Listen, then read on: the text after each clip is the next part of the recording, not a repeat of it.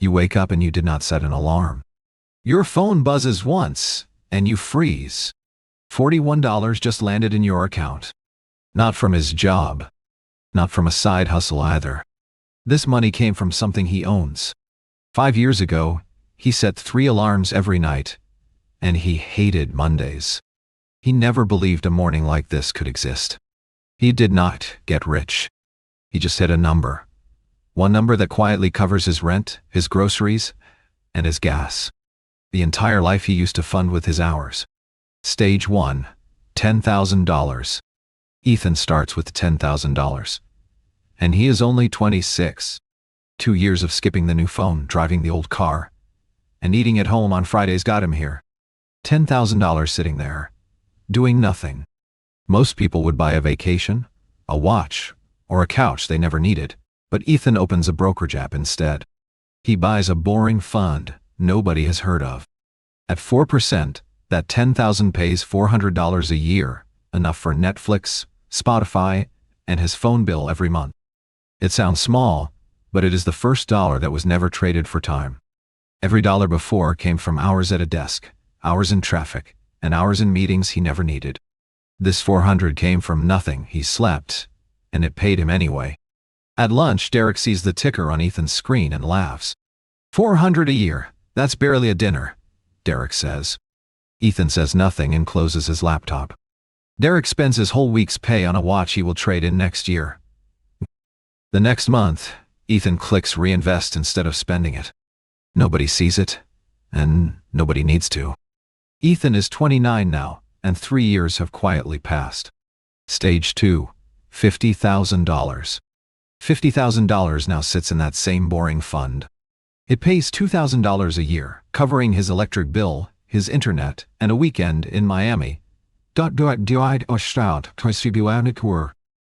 time he flips a light switch, his shares are quietly paying for it. That weekend, his sister gets engaged. Tyler orders wine that cost more than Ethan's entire dividend that month. Tyler raises his glass and announces he just leased a brand new car. Ethan just orders water and eats his steak in silence. Later, Sophia asks if something is wrong, and he says he was just thinking. He holds her hand at the red light. For the first time in his life, he feels ahead. Stage 3, $100,000. Ethan is 32 now, sitting on $100,000. The number his father always said would change everything. It pays $4,000 a year, a full year of groceries paid by money he never earned. He realizes every item in his cart is being quietly funded by someone else. Then, one night, everything shifts. Tyler texts him about a stock yielding 12%, paid monthly. He says it would triple Ethan's dividend overnight. Ethan checks the chart. The yield is real, but the price has collapsed 40% in 2 years. It is a trap, a dying company bleeding cash to look generous. Ethan warns Tyler, but Tyler laughs it off and buys $10,000 anyway. 6 months later, the payout gets cut in half. The stock falls another 30%, and Tyler stops talking about it. Ethan keeps his boring fund, and he keeps walking through the store every Saturday. If a yield looks too good, it is a warning, not an opportunity. Quick pause. If you've been doing the math along with Ethan in your head, hit that like button right now. It genuinely helps this channel keep making videos like this. Drop a comment and tell me the exact dollar number you think would finally make you feel ahead like Ethan does. Is it 50,000? Is it $250,000? Or are you already past that? And if you want more real stories about building wealth quietly while everyone else is spending loudly, subscribe to the channel so you don't miss what happens next. Stage 4, $250,000. 35, $250,000 sits quietly in Ethan's account. A number nobody at work knows about.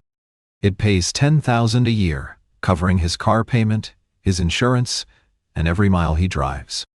Stuck in traffic, he watches a man scream into his phone, veins in his neck. That car, clearly, he cannot afford. His own paid-off sedan owes him nothing, while that car owes hundreds every single month for years. That night, his mother's old words finally make sense. The richest people she knew always drove the cheapest cars. At $250,000, the math starts paying for things he can touch and drive every single day. Stage 5, $500,000. Ethan is 38, and $500,000 pays him $20,000 a year. Enough for rent, groceries, gas, and power, the basic shape of a life. This is the same 4% rule planners have used for 30 years, the floor where he could quit tomorrow and not starve. One Friday at 4:47, Derek, now his manager, walks in sweating and asks him to stay late again. He used to say yes instantly. This time he pauses for a few seconds, feeling strangely optional before saying yes anyway. Walking to his car through the empty lot at 9, he remembers getting laughed at over $400. That night he eats leftovers and goes to bed at 11 without checking his account. The math is already doing what the math does. Derek still works there, leasing a car he cannot really afford, with a wife who keeps asking where the money goes. It gives him the one word most people never get to use, no at all. Stage 6, $1 million. At 41, $1 million sits in Ethan's account, and nothing about him looks different. Yet it quietly pays $40,000 a year, a full salary replaced forever. One night he types the number into a tax calculator, and the result comes back as zero. Dividends under $50,000 owe nothing at all. The next morning his team discusses quarterly goals, and he nods along, taking notes. At lunch he sits alone on a bench and eats a sandwich from home. A coworker at his salary will retire $800,000 behind him and never know it. $1 million does not buy a yacht, it buys silence. He no longer needs anyone's permission, not his boss, the government, or his past. Stage 7, $1,500,000.